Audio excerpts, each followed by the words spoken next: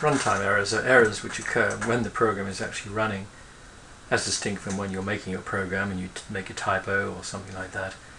That's a design time, or sometimes called a syntax error, whereas runtime error is, you might not know what an error is, you can't really predict what it's going to be. Someone might input something from the keyboard at runtime. So let's see how we can cause an error. If we just have a number in here, we want to divide that number. We want to message box out 10 divided by that number. No problem, it produces the answer 5. But what happens if we have a 0 in there, or indeed nothing at all? It causes an error. Runtime error 11. Remember the 11? That's the error occurs when you try to divide by 0, which is what we've just done, 10 divided by 0. So this is not the sort of thing that a user, your customer, would want to see appearing on the screen. Goodness me. So we'll just end that and see what we can do about it. Well, one thing we can do about it is have a series of these on error whatever. So an on error, in this case, on error resume next. That just means keep going. So if there is an error, which there is at the moment, it just keeps going as if nothing happened. So it just does the next line. Well, the next line is end sub, and so that just finishes. Well, that's not all that helpful really. You just don't know if an error occurred or not. What we can do is this. If we account for error number 11 like this,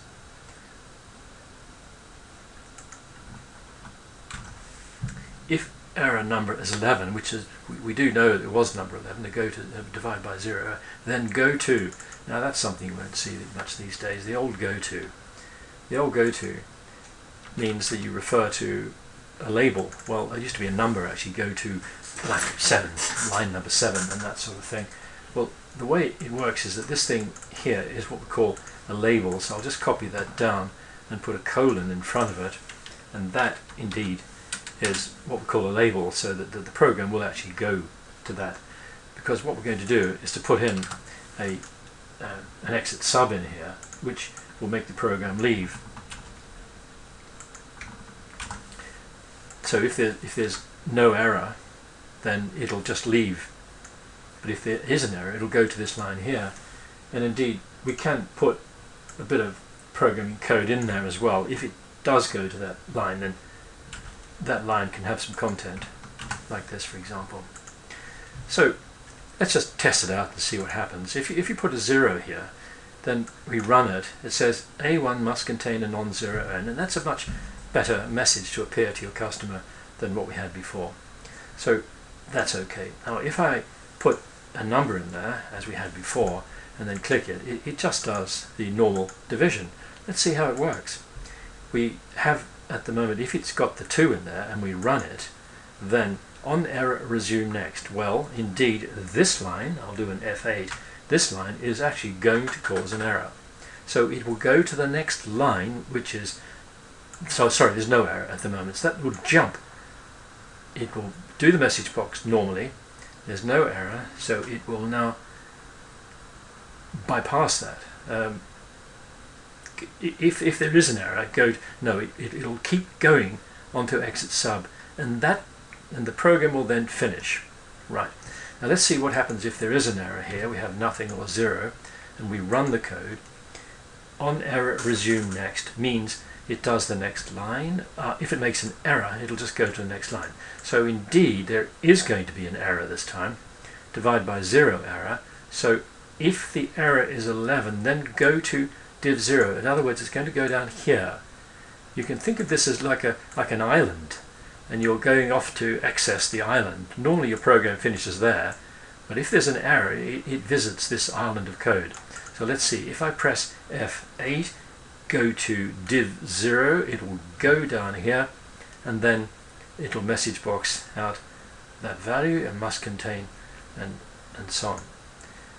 You might like to try and for example, if you don't have an exit sub, what effect that will have. It'll just jump right through and so on, just to make yourself familiar. But basically speaking, that's the general error trapping code, we call that. Another type of error that can occur when you have an array and you try and put an element in which is beyond the bounds of the array. For example, if I had an array, I dimmed an array like this, and then I tried to set an element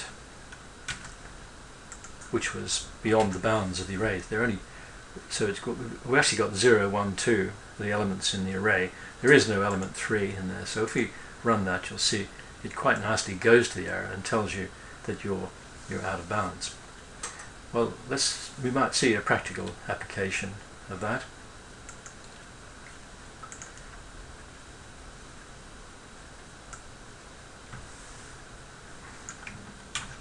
Let's see what this code does. On error, go to over range, which in over range is a label down here. So if it is over range, then if the error is 9, now 9 you might have noticed before that that's the over range error. Only 2 entries allowed, that's what you're going to get. So, but starting off with static I as integer, remember what static means, that every time you click your command button it increments the value I by 1. Quite an unusual word, really, static. It means the opposite of what static is. It's not static at all. It increases every time you click the button. And then you have an input box appear, which you say enter the sales, and then sales, this is the array. It goes it starts off at 1, because I is 0 originally. I should really have said I is 0 originally. No, I couldn't do that if it's static. So that it increments I, so the first element is going to be put into sales 1, sales 2, but that's as far as it can go, and it will cause an error if you try and increase it any further. Let's just see it in action for a start. You enter a value, any old value at all, and then click the button again and another value, and again, and this time it causes an error and tells you only two entries are allowed. So it catches the error at runtime and over the limits boundary, so that it catches it at runtime.